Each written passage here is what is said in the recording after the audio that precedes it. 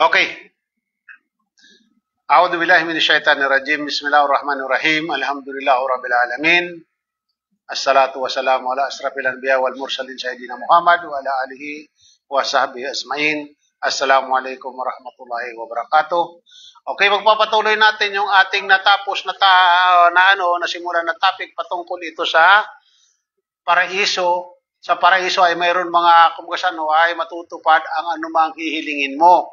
Ayon sa banal na Quran, katotohanan ng mga manirahan sa paraiso sa araw na yaon ay mamamangha sa kasiyahan na kanilang pinagkakaabalahan. Ibig sabihin, abala sila sa mga tawag nito, yung mga gawain mga kasiyahan. Sila at ang kanilang mga asawa, kasama ang mga asawa doon, sa nasa ilalim, nakaaya-aya na nakasandal sa malalambot at magagarang higaan. At sa kanila ang lahat ng uri ng mga prutas at lahat ng kanilang kahilingan o hihilingin. So doon, ayon dito sa bersikulo ng banal na Quran dito, sila ay abala sa mga kasiyahan.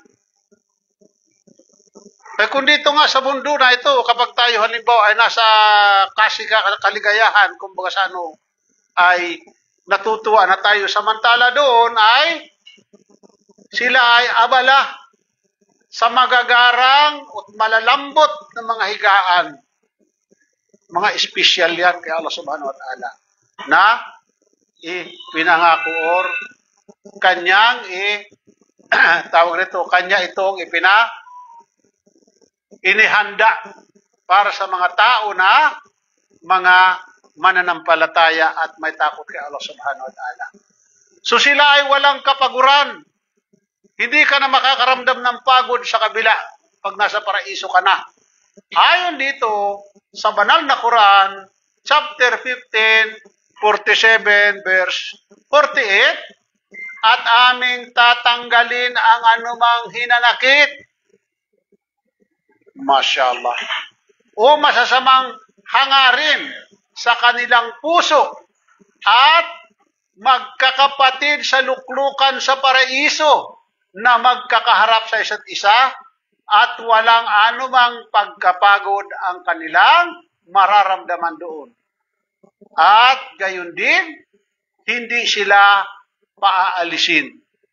Ibig sabihin, permanente ka na doon, forever. At kumbaga sa ang mundo, pag dito lang pala sa mundo tayo mapapagod. Pagdating doon sa kabila, wala na tayong kapaguran. Kaya, ang ibibigay sa iyo ng asawa ng Allah subhanahu wa ta'ala na gantimpala sa iyo, hindi ka na mapapagod. Puro ligaya na lang. Kaligayahan ang iyong gagawin doon. Pasaya. Kasi dahil sa mundo na ito, naghirap ka na. Naghirap para pagbangon ng madaling araw, para magsagawa ng sala, para magpasting, pagpipigil na yung sarili sa mga makamundong bagay. Pinigil mo alang-alang sa ipinangako sa iyo ng Allah subhanahu wa ta'ala ayon sa banal na Quran. Di ka ba matutuwa doon? Pinangakuhan ka ng Allah subhanahu wa ta'ala. At doon sa paraiso ay wala na yung lungkot. Hindi uso ang lungkot doon. Kasi kung pupuntahan mo paraiso, dahil ang paraiso, pag tinawag na paraiso, sa pangalan pa na paraiso, talaga naman nakakamangha ang ganda. Paraiso pa lang ang pangalan.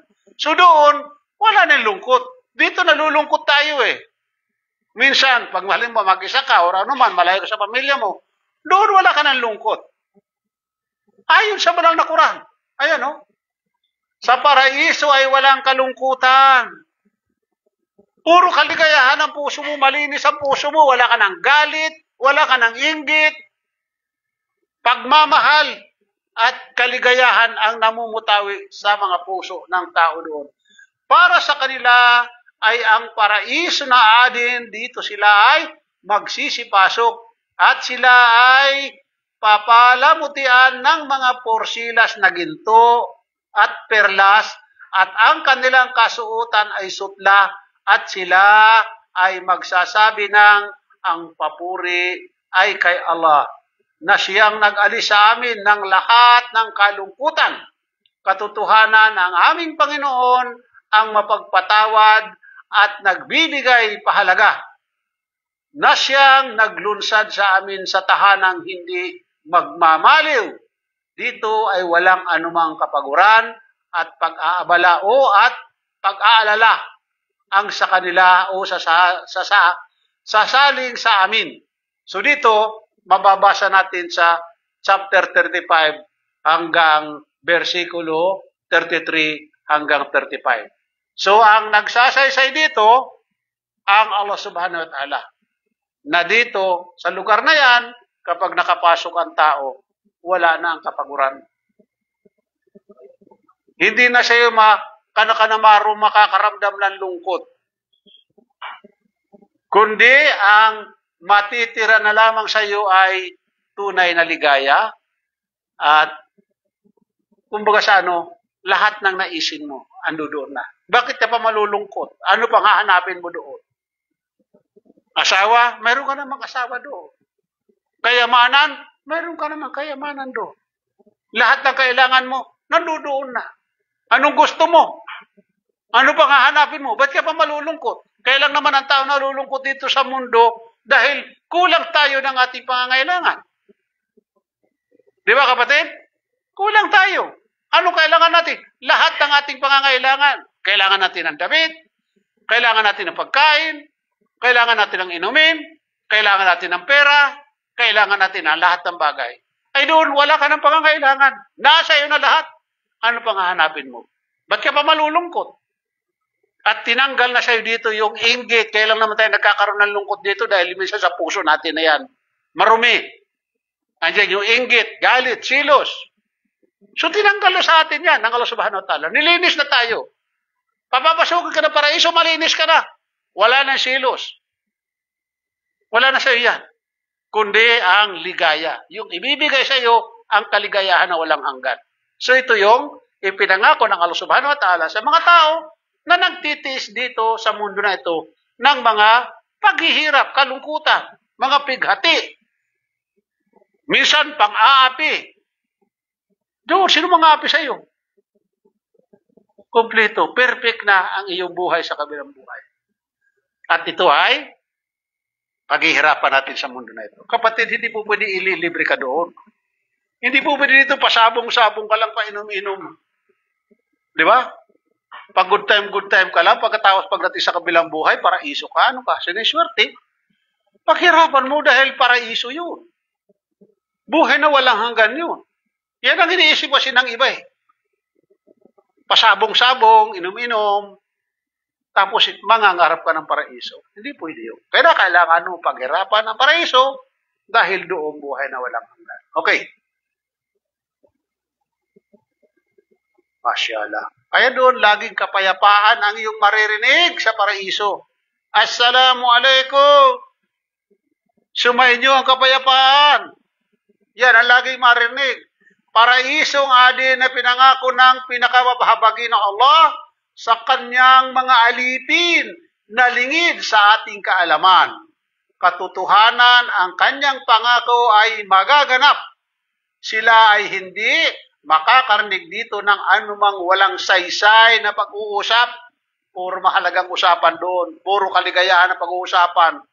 Wala doon yung chismis dito, chismis doon, yung marites. Kundi, salam, peace, kapayapaan, ang sabi ng Allah subhanahu wa ta'ala. Ayon sa banal na Quran, chapter 19, 61 to 62. At bilang karagdagan, doon ay wala silang maririnig ng masasamang salita at paggawa ng kasalanan, maliban lamang sa pagsasabi ng salam, salam, kapayapaan, kapayapaan. Banal na Quran, 56, 25 hanggang 26. So ito ang mga pagpapatunay, mga katibayan na ang paraiso ay walang kasing sarap mamuhay doon. At doon, wala ang iyong galit. Wala dito ang puot sa puso mo. Nililis ka na ng Allah subhanahu wa ta'ala. Ayon sa sinabi ng Propeta Muhammad sallallahu alaihi wasallam, walang pagtatangi at pagkakaiba, walang galit at puot mula sa kanila. Ang kanilang mga puso ay magiging isa at luluwalhatiin nila si Allah subhanahu wa ta'ala sa umaga at sa gabi. Isa ang mga puso ng tao doon. Ang pagluwalhati kay Allah subhanahu wa ta'ala at pagmamahalan. Wala doon ang inggit, galit, silos, panibugho. Wala yan doon. Iyon ang iyong gantimpala kay Allah subhanahu wa ta'ala. Sa paraiso ay walang kamatayan. Wala ka ng kamatayan kapag ikay nakapasok ng paraiso. Yun ang tunay na tagumpay. Sila ay hindi kailanman makakalasap ng kamatayan dito. Maliban sa unang kamatayan, yung buhay natin dito sa mundo. Yung unang kamatayan. Kapag tayo ay muling binuhay, wala na tayo kamatayan. Kaya nga sabi ko nga, dalawa lamang ang ating patutunguhan. Ito ay paraiso lamang at impyerno. At itong ipinangangaral ng ating mga paret pastor na mayroon daw purgatorio, hindi ito totoo. Ito ay kwento na lamang nila ayon lamang sa kanila. Ha? Okay. At sila ay kanyang pangangalagaan mula sa parusa ng nagliliyab na apoy. Pangangalagaan ka ng Allah subhanahu wa ta'ala. Hindi sa iyo ipapalasap ang parusa ng naglalagablab na apoy. Sapagkat ikaw ay naging masunurin at matapat na alipin ng Allah subhanahu wa ta'ala. Panghabang buhay na kaligayahan ang naghihintay sa iyo doon. Panghabang buhay. Wala ka ng kamatayan. Forever. Yan ang forever. Ang Propeta Muhammad sallallahu alaihi wasallam nagsabi, sino man ang makapasok dito sa paraiso ay puspusan ang kagalakan at hindi na makakalasap ng anumang kalungkutan at sila ay mabubuhay magpakailanman at hindi na mamamatay. Ang kanilang mga kasuotan ay hindi kukupas at hindi natatanda, bagkus mananatili silang bata. Ayon sa banal na nasaan? Ganun ba? Okay. Pangagalagaan sila sa puro sa impyerno apoy. Okay.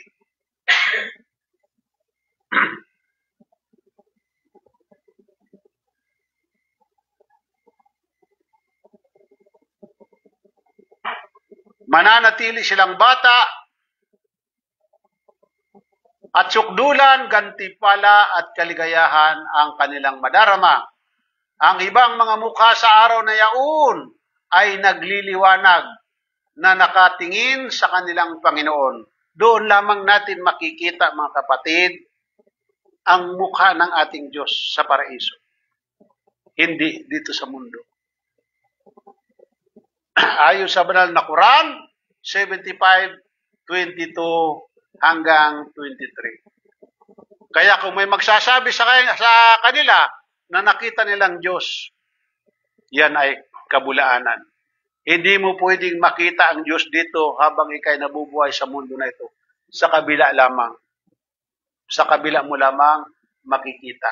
Hindi mo maaarok. Tutunawin ka. Sapagkat ayon kay Propeta Muhammad SAW, mayroong liwanag sa kanyang harapan ng kanyang muka na ang lahat ng abuti nito ay tutunawin. Ngayon kung hindi tayo maniniwala, okay, walang problema. Titigan natin ang araw. Kaya ba natin titigan ngayon ang araw? Kung yung araw ay nilikha lamang yan ng Diyos, hindi natin kaya titigan ang araw, paano pa kayong lumikha sa araw? So yun ang pagpapatunay. Si Allah ay magpapakilala sa paraiso. Doon lamang siya magpapakilala ng kanyang sarili. Doon niya lamang kanyang ilalantad. At ang Propeta Muhammad sallallahu alaihi wasallam ay tinanong ng ilang mga kasahaba o yung mga sahaba. Sabi dito, makikita ba namin aming Rab o ang aming Rab sa araw ng muling pagkabuhay? Tumugon siya at sinabi, nahihirapan ba kayong tumingin sa buwan kapag ito ay nasa kabilugan? Tumugon sila, hindi. Pagkatapos ay sinabi niya, katiyakan na makikita ninyo siya ng ganon. Allahu Akbar. Kung ganun pala natin makita ang kabilugan ng buwan, makikita din natin ang Allah subhanahu wa ta'ala ng ganun. At sinabi ng propeta, katiyakan ng bawat isa sa inyo ay makikita si Allah sa araw na kinakailangan makaharap ninyo siya at walang harang sa pagitan niya at sa pagitan ninyo ni tagapagsalin. Kahit ka pala hindi marunong na salitang Arabic, ikaw ay mauunawaan mo. At isang wika lamang ang ating gagamitin sa kabilang buhay. Isang wika lamang. At ito rin ating katawan ang ating gagamitin sa kabilang buhay. Ito rin. Kaya ang mga Muslim, ang katawan natin ay pinapahalagahan. Hindi katulad sa mga non-Muslim na kung ano nung pinaglalagay sa katawan, mga drawing, mga sing-sing dito kung saan-saan, pati dito sa bunganga. Minsan, pinagagawa pala ng sungay dito. Ay, paano kung haliwa buhayin sila? Pati sa ingipon nila, ginawang may mga ahas, ang dilan nila, hinati. Pag binuhay sila ganun, bubuhay tayo kung ano tayo ngayon. Kaya sa atin, kung halimbawa Muslim ka nga nagpatato ka, ibig sabihin wala kang alam sa Islam. Pero sa mga tulad natin na dati mga Kristiyano natatuan, si Allah nakakaalam ng lahat ng mga patatawarin tayo ng Allah subhanahu wa ta'ala. Sapagkat ginawa natin yan, hindi pa naman natin alam na bawal. Pero kung Muslim ka na nagpatato ka, ibig sabihin yan, wala kang kaalaman sa Islam. Bubuhayin ka, halimbawa, puno ang katawan mo ng puro tato. Subhanallah. Sa atin, alhamdulillah, ang katawan natin, pangalagaan natin. Pero kung mayroon ka ng tato, andiyan na yan. Nagpatato ka, wala ka ba nang alam? Di mo naman alam na bawal yan. So siya na nakakaalam noon. Siya na bahala magpatawad sa ating kasalanan. Basta't, huwag lang tayo sasamba sa iba. Pero kung mapapabura mo, mas mabuti. Kung mapapabura mo. Pero kung hindi mo naman mapabura, sabi ko nga, hindi tayo paparusahan ng Allah subhanahu wa ta'ala sa kasalanan hindi natin alam. Kasi may mga Muslim tayong kapatid, may mga kapatid tayo ng mga nagbalik Islam, may mga tato. So ginawa nila yan, hindi mo naman sila Muslim. So, wala silang kasalanan doon. Kaya wala tayong pananagutan sa kasalanan na hindi naman natin alam. Okay.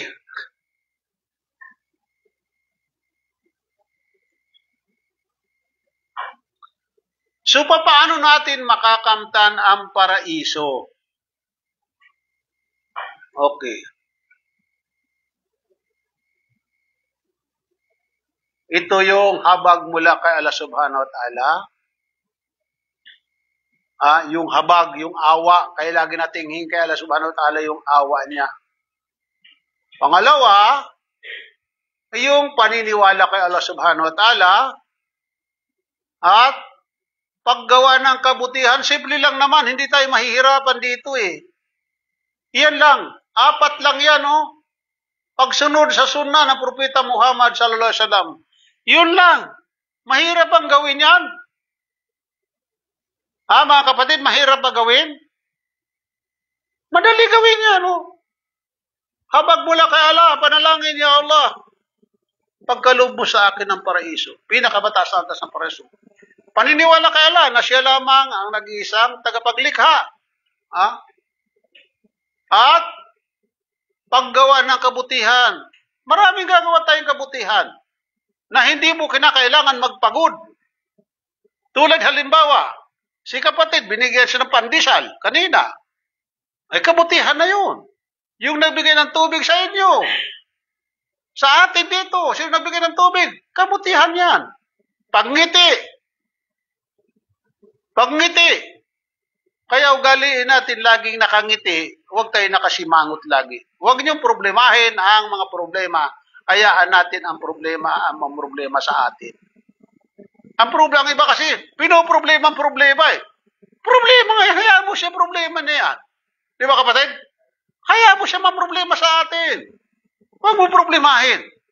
Dahil unang-una, pag problema mong problema, mangungulubot ang mukha mo.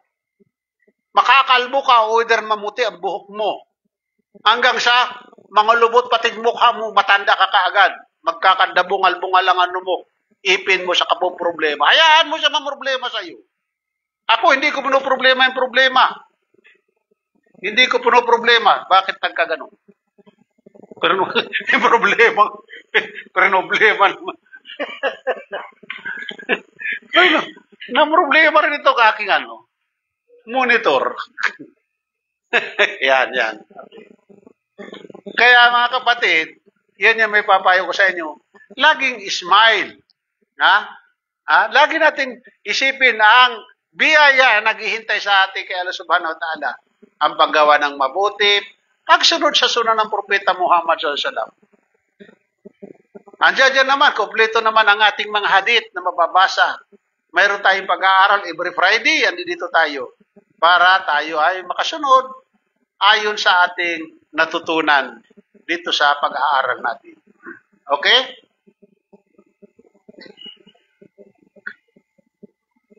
Sino munang papasok sa paraiso? Sino? Masyaallah. Waalaikumsalam. Okay.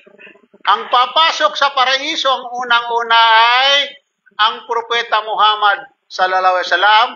Sabi niya, ako ay paroroon sa pinto ng paraiso at magsasabing buksan ito. Ang tagapagbantay ay magsasabi, sino ka? At sabi dito, ako ay magsasabi, Muhammad.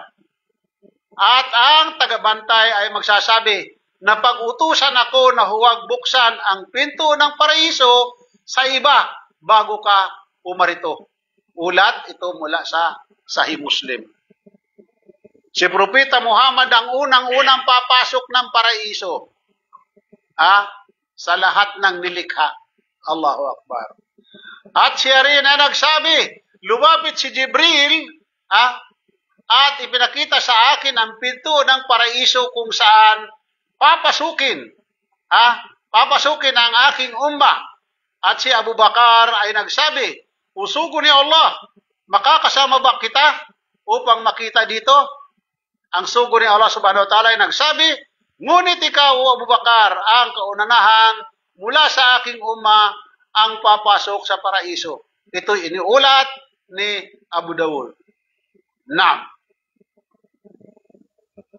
Kaya halak. Sit down. At siya rin na nagsabi, tayo ang pinakahuli sa lahat ng umma, ibig sabihin ng umma, nasyon, subalit tayo ang magiging una sa araw ng pagbabangong muli. Tayo ang kauna-unahang umma ang papapasukin sa paraiso. Ito'y iniulat ni Bukhari at Muslim at Nasa'a. So ito yung ng Propeta Muhammad. Tayo ay kabilang tayo sa umma ni Propeta Muhammad sallallahu alaihi wasallam. Tayo pinakahuli, subalit tayo ang una na papapasukin ng paraiso. Allahu Akbar. So yung bay, hindi mo ikatutuwa bilang umma ni Propeta Muhammad sallallahu alaihi wasallam, ang huling propeta na ipinadala ng Allah subhanahu wa ta'ala.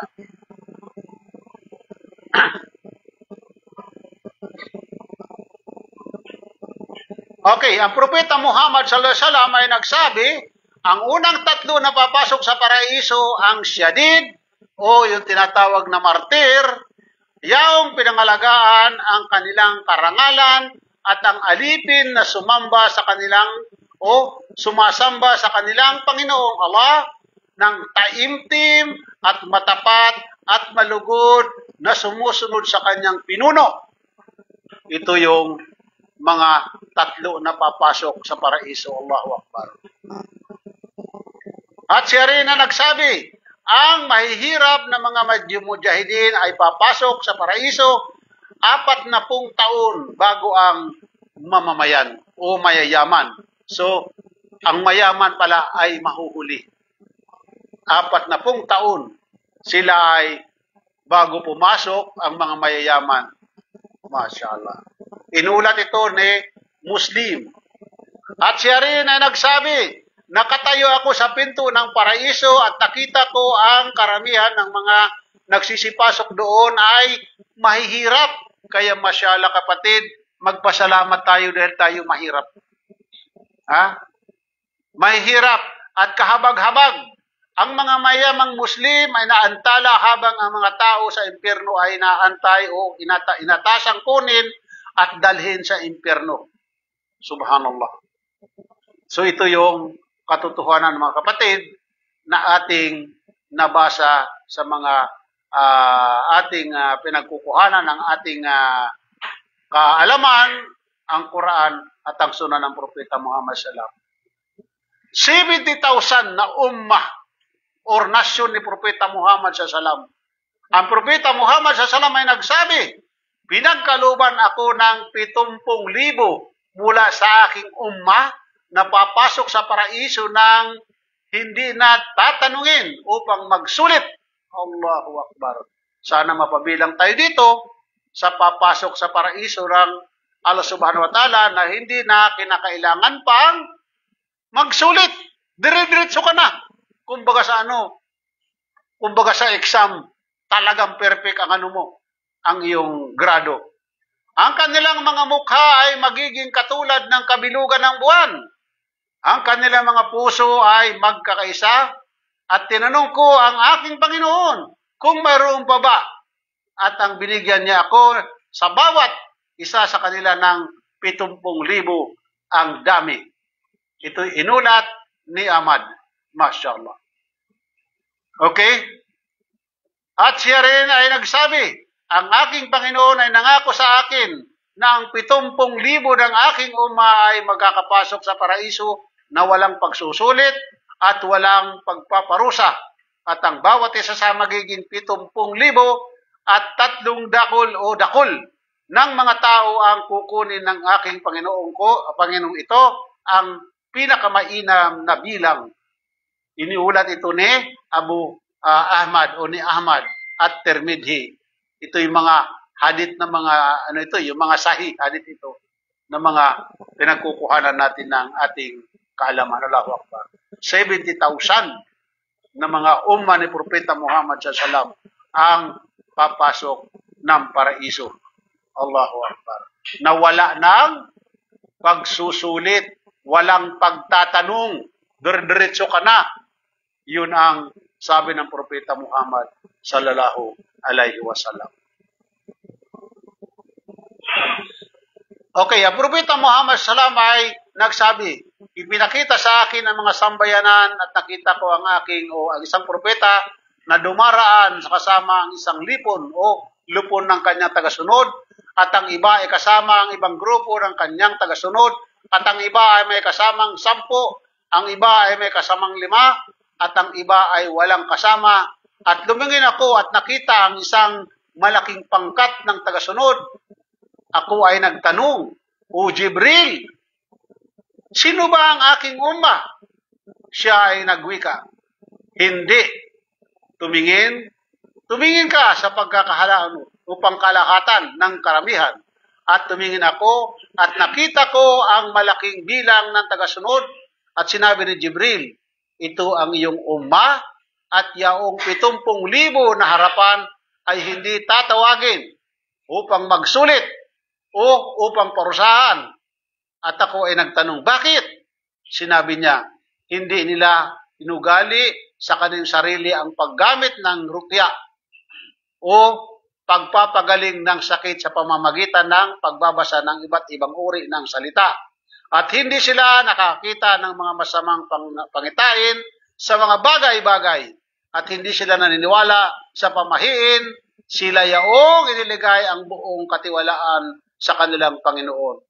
Allahu Akbar.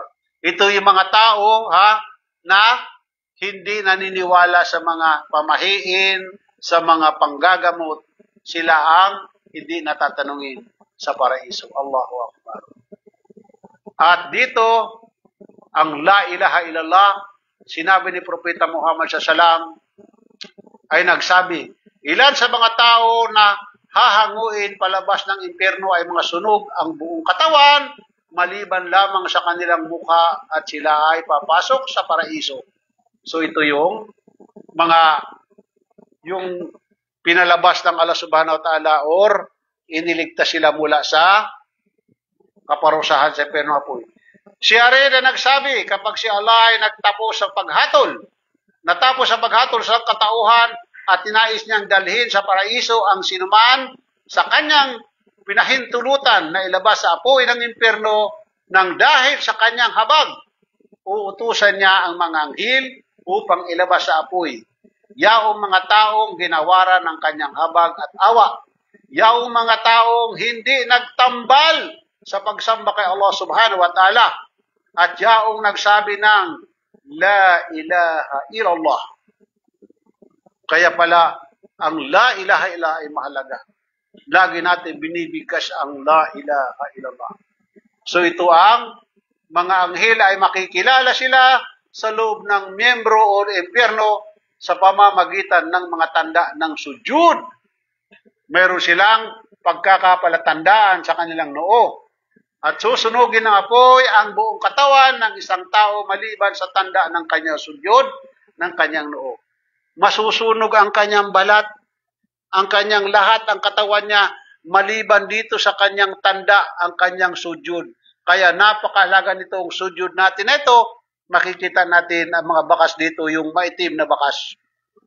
So yun ang maiiwan na hindi masusunog ang ating katawan. So dito natin tatapusin ang ating topic patungkol sa paraiso. At dito ang sabi ng Allah subhanahu wa ta'ala, kung saan si Allah subhanahu wa ta'ala pinagbawal sa apoy na sunugin ito, ilalabas sila sa apoy na sunog ang buong katawan at ang tubig ng buhay mula sa paraiso ay ipapaligo sa kanila at sila ay lalago tulad ng mga butil na naiwan sa bahagi ng matabang lupa sa gilid ng ilog at matapos ang baha. So ito ang pagwawakas ng ating kasaysayan patungkol sa paraiso.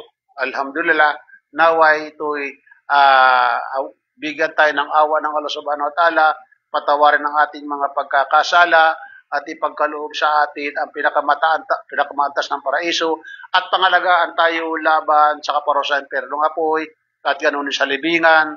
At inshallah, bigyan tayo ng masaganang pamumuhay dito sa mundo habang nandito pa tayo at mga bagay-bagay na ating kakailanganin. Maraming salamat. Assalamualaikum warahmatullahi wabarakatuh.